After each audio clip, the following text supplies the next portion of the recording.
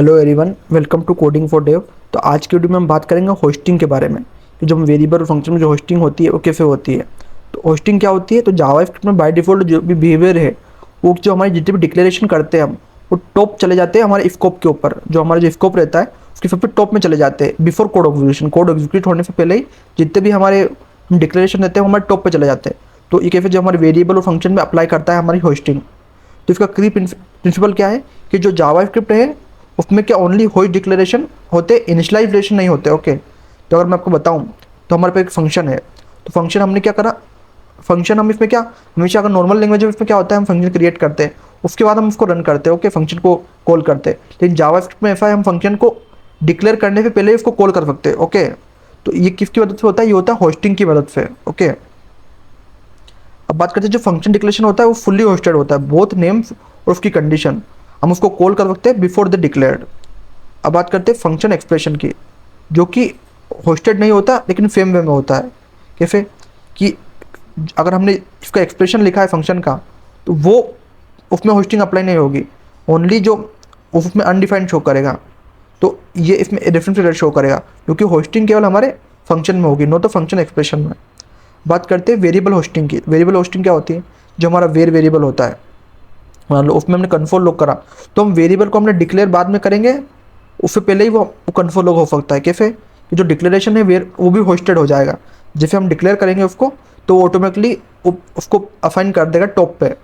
तो behind the scan क्या होता है इसके, जैसे हम नॉर्मल हमारे वेरिएबल क्या शो कर रहा है कि हमने इसको पहले यूज़ कर दिया, लेकिन जब जावास्क्रिप्ट में होस्टिंग प्रॉपर्टी अप्लाई होती है तो वेर एक पहले ही क्रिएट हो जाता है हमारे होस्टिंग की मदद से। ओके, जब वो फिर कन्फर्म लॉग होता है अनडिफाइंड शो करता है, फिर जब बाद में हम उसको वैल्यू देती है तो उसकी वैल्यू आ जाती है। ओके, अब बात करते हैं यूव लेट और कॉन्स्ट में टेम्परेचर डेड जोन क्या होता है।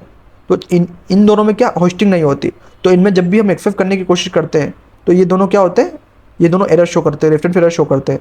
और जो इसका टाइम रहता है स्कोप का डिक्लेरेशन का, इस पर्टिकुलर टाइम को क्या बोलते हैं, टेम्पोरल डेड जोन बोलते हैं।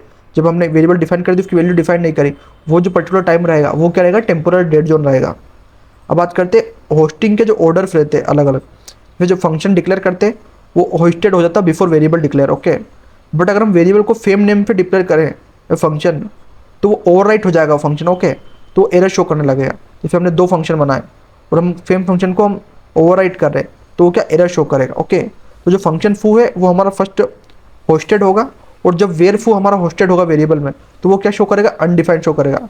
तो ओवरराइटिंग होगी फंक्शन की हमारे, तो ये हमारा रेफरेंस शो करेगा। ओके, तो अगर मैं आपको पूरे वीडियो के मैं आपको समरी बताऊँ तो हमारे इसमें जो वेयर होता है हमारा वो होस्टेड होता है, वो इनिशलाइज भी कर सकते हैं हम उसको, और उसको हम एक्सेप्ट भी कर सकते हैं बिफोर डिक्लेरेशन। वो लेट और कॉन्स्ट ये होस्टेड तो होते हैं लेकिन हम इनको इनिशलाइज नहीं कर सकते और इनको डिक्लेयर भी नहीं कर सकते। और जो फंक्शन होता है उसको भी हम होस्टेड में यूज़ कर सकते हैं और इनिशलाइजेशन में भी यूज़ कर सकते हैं और एक्सेप्ट बिफोर डिक्लेरेशन में भी यूज़ कर सकते हैं।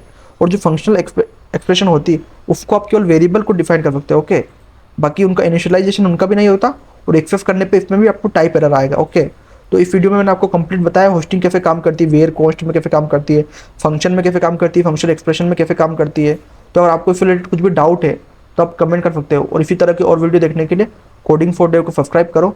Thank you for watching.